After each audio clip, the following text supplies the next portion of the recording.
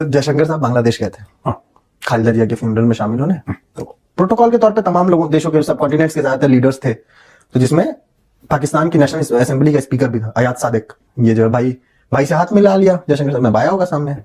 पाकिस्तान की national assembly के जो भी उनका एक्स चलाता है पहले उसने इसे किया होगा।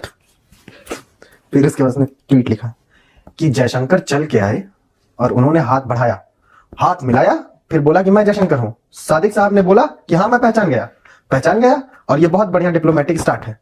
अब पाकिस्तानी मीडिया सर इस पे एकदम खुश है, यार डिप्लोमेटिक एंगेजमेंट शुरू हो गई इंडिया के साथ, इंडिया के साथ। अब आप पाकिस्तानी सारे देख रहे होंगे, आपको पता होगा कि कितना हम खुश हुए। हम तो तुम्हारा मजाक उड़ा रहे थे जाहिलो, क्योंकि हाथ ना मिलाने की रीत तुमने रखी थी एशिया कप से।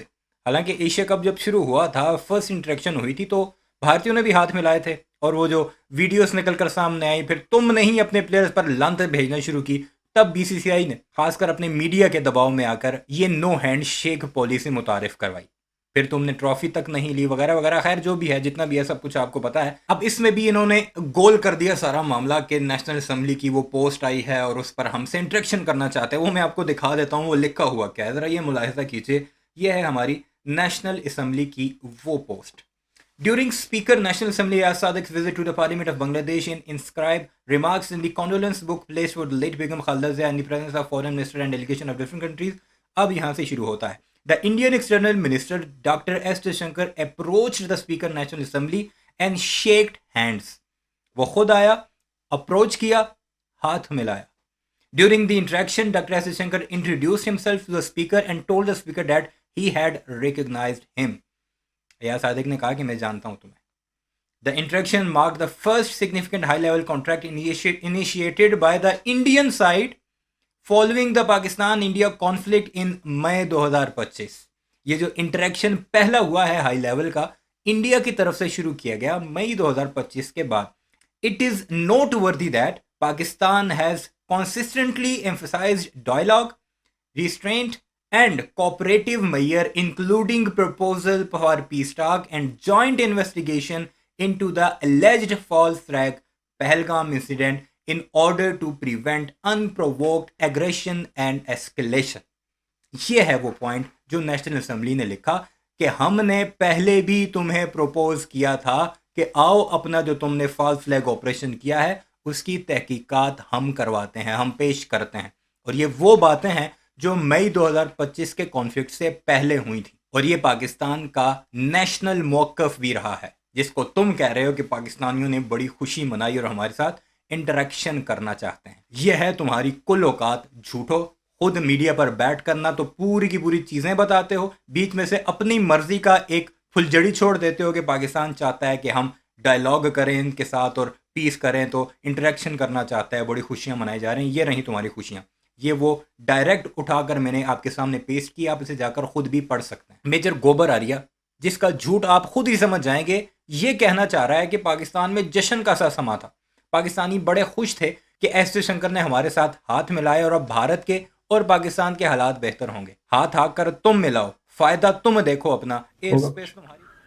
आप कुछ नहीं कर सकते। देखो ऐसा है कि एक डेस्परेशन है पाकिस्तान के अंदर, ठीक है, एक, और ये मानेंगे नहीं कभी पाकिस्तानी, क्योंकि लगातार वही ब्रह्मोस वो कर दिया और S-400, ये झूठ की दुनिया में रहते हैं लोग। ये पूरी कौम ऐसी है, 25 करोड़ की कौम जो है पाकिस्तानियों की, they are like that only.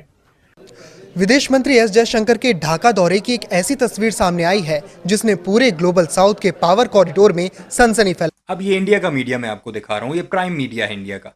इससे आप अंदाजा लगा लीजिए कि पाकिस्तान का मीडिया ज्यादा खुश हो रहा था, ये भारतीय जो है वो इसे इतना ज्यादा फैला रहे थे। दी है ऑपरेशन सिंदूर के बाद जब भारत और पाकिस्तान के बीच तलवारें खींची हुई हैं, तब अचानक विदेश मंत्री एस जयशंकर का एक पाकिस्तानी नेता से आमना सामना होना किसी धमाके से कम नहीं है।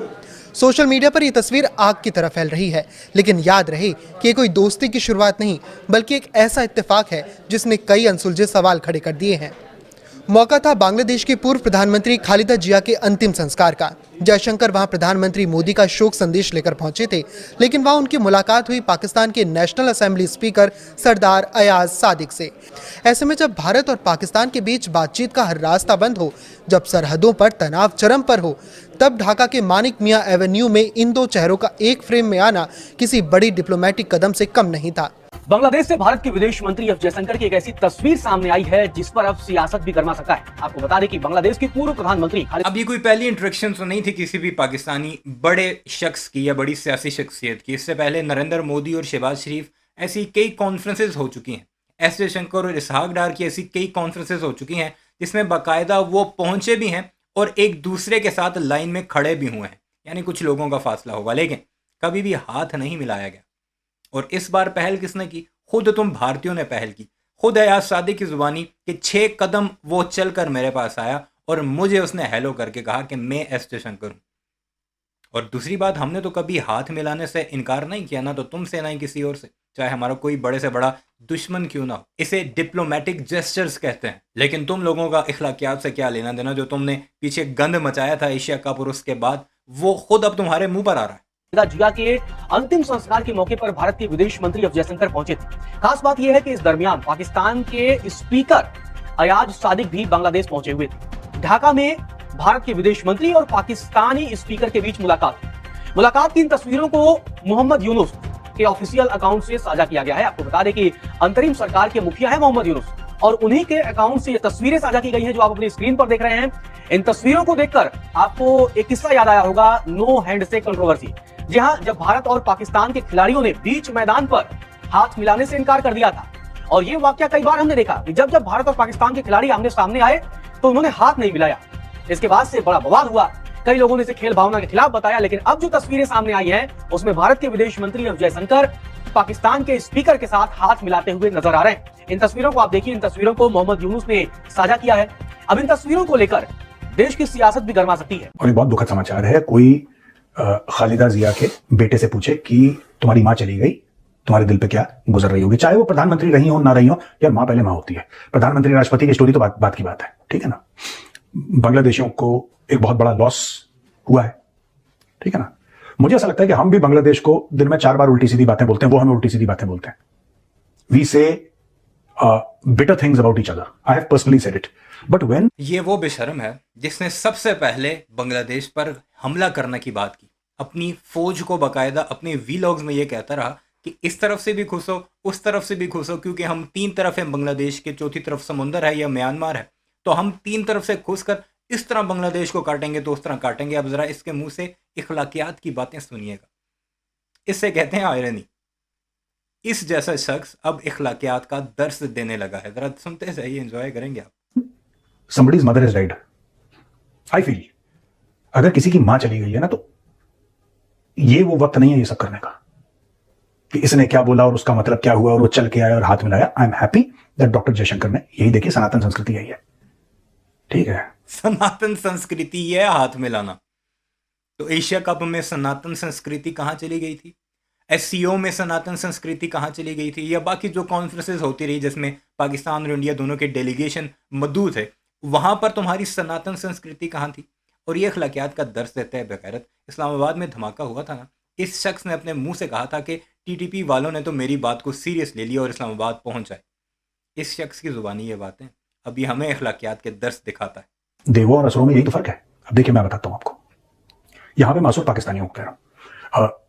इशू ये है कि किसी की मां का देहांत हो गया, किसी की मां की डेथ हो गई, किसी के लिए भी बहुत बड़ा सदमा होता है। एक पेरेंट का जाना, it's a very big hammer blow कि यार ये क्या हो गया, दुनिया तहस नहस हो गई।